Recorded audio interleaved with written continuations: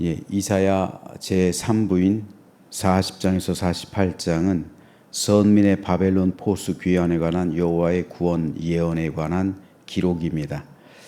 이 가운데 세 번째 단락인 46장에서 48장은 바벨론 멸망 예언 및 선민의 구원 약속에 관해 기록하고 있는데, 오늘 이 가운데 마지막 장인 48장을 읽었습니다. 48장은 크게 세 문단으로 나눌 수가 있습니다. 8절까지는 미래 확증으로 삼기 위한 새 예언의 사전 수요 사실을 강조하고 있고요. 9절에서 16절은 바벨론 포수 중에 선민 보존과 바벨론 심판을 예고하고 있습니다. 마지막으로 17절에서 22절은 바벨론의 포로가 된 선민에 대한 연민과 구원의 약속을 다시 한번 강조하고 있습니다. 오늘 이 가운데서 1절, 2절 말씀에 대해 잠시 살펴보겠습니다. 야곱의 집이여 이를 들을지어다. 너희는 이스라엘의 이름으로 일컬음을 받으며 유다의 허리에서 나왔으며 여호와 이름으로 맹세하며 이스라엘의 하나님을 기념하면서도 진실이 없고 공의가 없도다. 그들은 거룩한 성 출신이라고 스스로 부르며 이스라엘의 하나님을 의지한다 하며 그의 이름이 만군의 여호와라고 하나. 1절에서 하나님은 이스라엘 백성을 향해서 여러 가지 신앙적 특권에 대해 말씀하시고 있습니다. 그들은 이스라엘의 이름으로 일컬음을 받는 백성이었습니다. 유다의 허리에서 나온 백성이었고요. 여호와 이름으로 맹세하는 백성이었습니다. 또 이스라엘의 하나님을 기념하는 백성이었습니다. 2절에서도 마찬가지입니다. 그들은 스스로를 가리켜 거룩한 성 곧 예루살렘 출신이라고 불렀습니다. 이스라엘의 하나님을 의지한다고 말했고 만군의 여호와를 섬긴다고 고백했습니다.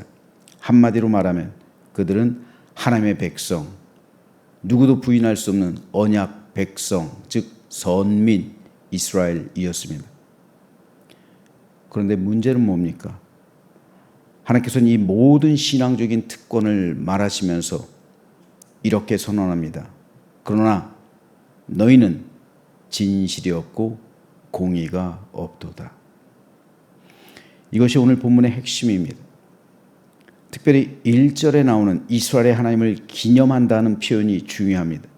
여기서 기념한다는 말은 단순히 마음으로 하나님을 기억한다는 의미가 아닙니다.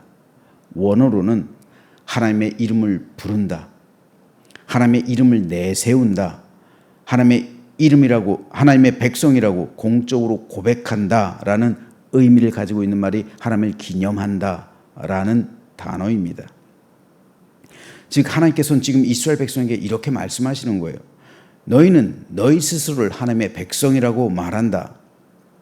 너희는 하나님을 믿는다고 입술로는 말하고 있다.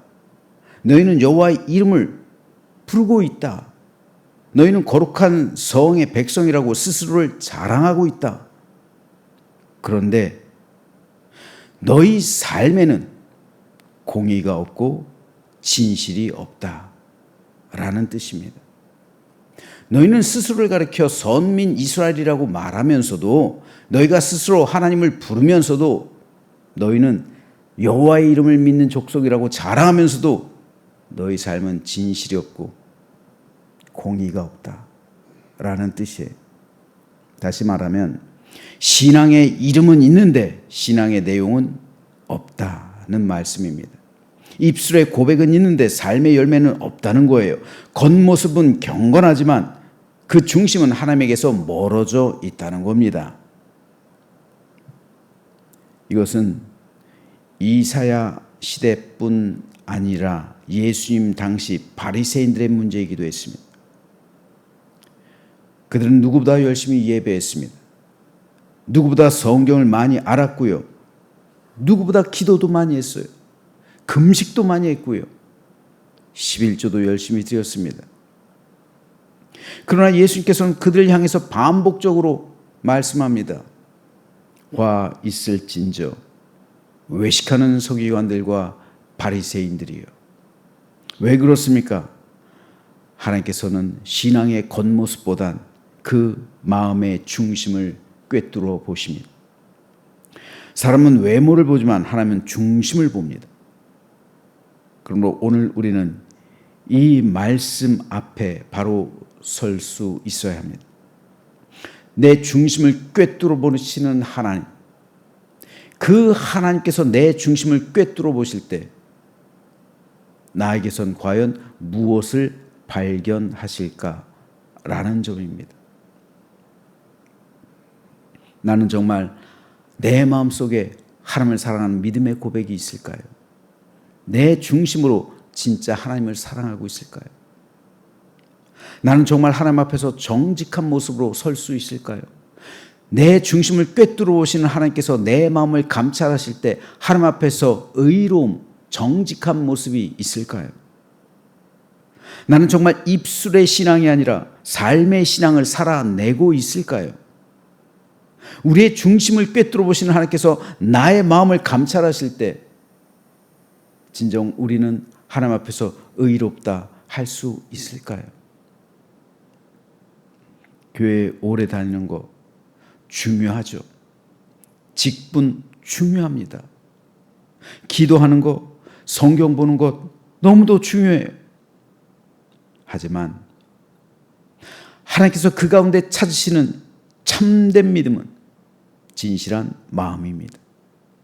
하나님을 향한 참된 사랑이에요. 공의와 사랑의 열매가 맺히는 겁니다. 공의란 성경에서 말씀하시는, 오늘 본문에서 성경에서 하나님께서 말씀하시는 공의란 하나님과 바른 관계를 맺는 겁니다. 그리고 그 관계 속에서 이웃을 사랑하며 살아가는 삶이에요. 그게 공의예요.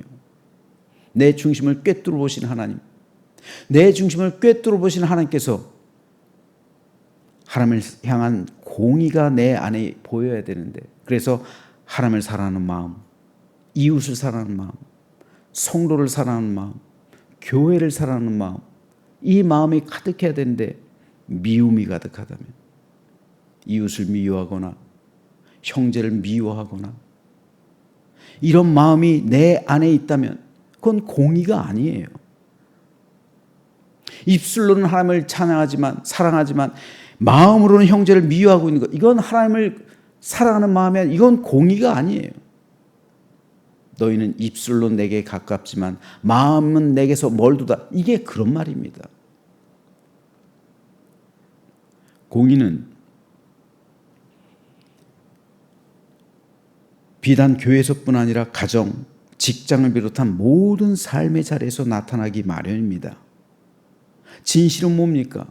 하나님 앞에서 진실된 마음, 겉과 속이 같은 마음, 내 믿음의 표현과 내 믿음의 삶이 같은 그런 행위들, 이게 진실된 거예요. 마음의 정직함입니다. 마음의 정직함이에요. 다윗은 정직한 영을 새롭게 해달라 매일 기도하고 있습니다. 오늘 우리가 왜 이 아침부터 하나님 앞에 나와서 기도를 할까요? 진실하기 위해서 그래요. 하나님 앞에서 오늘도 진실한 삶을 살길 원합니다. 하나님 앞에서 오늘도 공의롭길 원합니다. 내 중심을 꿰뚫어 보신 하나님 앞에서 내가 바로 서길 원합니다. 그래서 우리는 기도로 시작하고 기도로 마치는 거예요. 이스라엘의 문제는 예배가 없었던 게 아닙니다. 예배는 늘 있었어요. 문제는 예배와 삶이 따로 놀고 있었다는데, 예배 따로 삶 따로였다는데 문제가 있습니다. 성전에선 하나님을 찾았지만 성전을 나가면서부터는 하나님을 잊었어요. 내 마음대로 살았어요. 그건 공의가 아니고 그건 진실도 아니에요. 하나님께서 말씀하시는 거잖아요. 너희는 입술로 나를 부르고 있지만, 이스라엘 백성이라 말하지만 너에게서 내가 공의도 진실도 찾아볼 수 없다. 입술로는 하나님을 높였습니다. 하지만 행동으로는 하나님을 부인하고 있어요. 하나님께서는 이것을 책망하시는 거예요. 그런데 여기서 우리가 감사해야 할 사실이 있습니다. 하나님께서 이 말씀을 주신 이유는 이스라엘을 버리거나 심판하시기 위함이 아니라 이스라엘을 회복시키고 그들을 깨닫게 해서 돌이키게 하기 위함이었습니다. 오늘 본문 9절에서 하나님께서는 이렇게 말씀합니다. 내 이름을 위하여 내가 노하기를 더디할 것이며 내 영광을 위하여 내가 참고 너를 멸절하지 아니하리라. 이스라엘은 실패했습니다. 그들은 외식했어요. 그들은 진실과 공의를 잃어버렸습니다. 그럼에도 하나님은 그들을 완전히 버리지 않으셨습니다. 오히려 책망하시고 돌이키게 하셨고 마침내 회복시키셨습니다. 하나님의 백성에게 징계는 있을지언정 영원한 심판은 없는 거예요. 이게 은혜입니다. 히브리서에 나오는 것 같이 하나님은 하나님의 친아들을 징계하시는 거예요. 징계가 없으면 사생자라고 그랬어요. 우리가 살아가면서 잘못할 수 있죠. 공의롭지 않을 수 있어요. 진실하지 않을 수 있습니다. 그러나 그때 징계하시는 하나님, 그 하나님을 우리가 다시 한번 믿고 새롭게 해서 회개하고 돌이킨다면 은혜죠. 그래서 내 중심이 하나님께 바로 선다면 은혜죠. 하지만 그럼에도 불구하고 하나님께서 징계하시지 않는다? 이건 좋은 게 아닙니다, 여러분. 히브리서의 표현대로라면 사생자예요. 다시 말해서 하나님의 백성이 아니란 거예요. 하나님께서 우리 죄를 드러내시는 것, 우리를 정죄하기 위함이 아닙니다. 우리를 회복시키려 하기 위함이에요. 하나님께서 우리의 부족함 깨닫게 하시는 것, 우리를 저버리기 위함이 아니라 더 가까이 하나님께 나아오게 하기 위함입니다. 그래서 진실과 공의를 회복시키기 위해서 그런 거예요.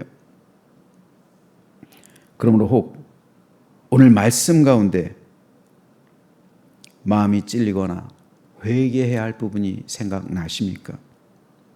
그렇다면 낙심하지 마십시오. 그것은 하나님께서 아직 우리를 사랑하시고 계시다는 증거입니다. 오늘 말씀을 통해 알게 하시는 것은 우리를 포기하지 않으셨다는 거예요. 그러므로 겸손히 하나님 앞에 나아오시길 바랍니다. 그리고 하나님께서 기뻐하시는 진실한 믿음의 신앙을 회복하시는 이 시간이 되시길 소망합니다. 그래서 입술로만 하나님을 부르는 신앙이 아니라 삶으로 하나님을 증거하는 신앙이 되시길 소망합니다. 진실과 공의와 사랑의 열매가 맺히는 믿음이 되기를 바랍니다. 그럴 때 우리 믿음이 회복될 겁니다. 그럴 때 우리 가정이 살아날 겁니다. 그럴 때 우리 교회가 건강해질 것이고 우리 삶 가운데 하나님의 은혜와 평강이 충만하게 흘러 넘치게 될 겁니다. 그러므로 오늘로부터 우리 모두 하나님의 이름을 부르는 것에 만족한 것이 아니라 하나님의 백성답게 살아가며 신앙의 모양만 있는 삶이 아니라 신앙의 열매가 맺히는 삶이 되며 하나님을 증거하는 백성이 되어서 하나님 앞에서 공의롭고 정의로우며 진실하고 정직한 믿음이라 일컬음받고 하나님께 칭찬받는, 하나님께 인정받는 우리 모두가 되시기를 주님의 이름으로 축원합니다.